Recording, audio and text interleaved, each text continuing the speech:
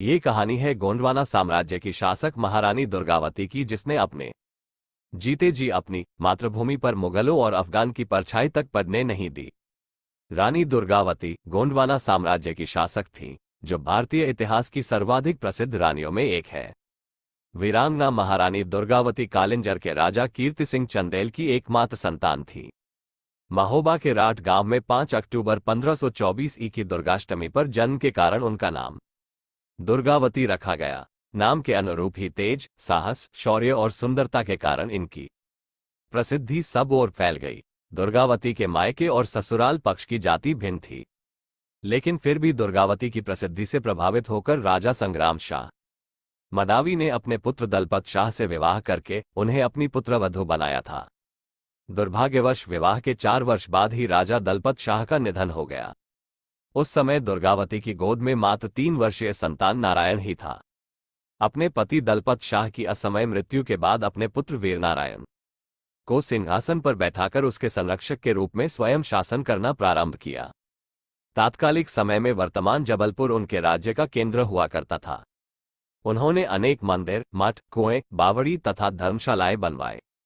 उन्होंने अपनी दासी के नाम पर चेरी ताल, अपने नाम पर रानी ताल तथा अपने विश्वस्त दीवान आधार सिंह के नाम पर आधार ताल बनवाया। दुर्गावती के शासनकाल में गोंडवाना साम्राज्य इतना सुव्यवस्थित और समृद्ध था कि प्रजा लगान की अदायगी स्वर्ण मुद्राओं और हाथियों से करती थी। मालवा के मुगल शासक बाज बहादुर ने कई बार दुर्गावती के गोंड साम्राज्य पर हमला किया, लेकिन उसे हर बार मुंह की खानी पड़ी। धन संपन्न गोंडवाना साम्राज्य पर अकबर की भी नजर थी। उसने अपने रिश्तेदार आसफ खां को गोंडवाना राज्य पर हमला करने के लिए भेजा। आसफ खां ने गोंडवाना साम्राज्य पर हमला कर दिया।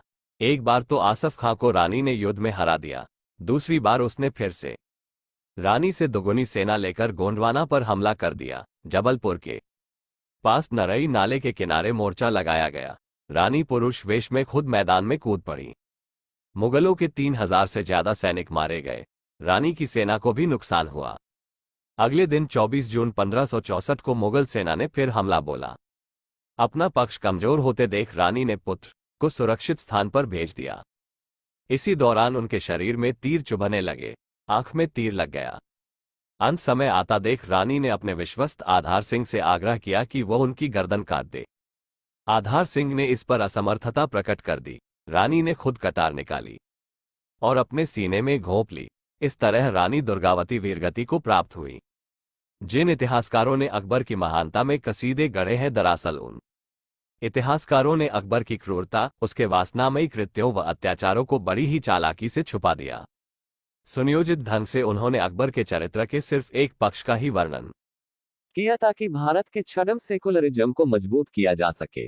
रानी दुर्गावती कीर्ति स्तंभ, रानी दुर्गावती पर डाकचित्र, रानी दुर्गावती विश्वविद्यालय, रानी दुर्गावती अभयारण्य, रानी दुर्गावती सहायता योजना, रानी दुर्गावती संग्रहालय एवं मेमोरियल, रानी दुर्गावती महिला पुलिस बटालियन आदि न जाने कितनी कीर्ति आज बुंदेलखंड से फैलते हुए संपूर्ण देश को प्रकाशित कर रही है। महारानी दुर्गावती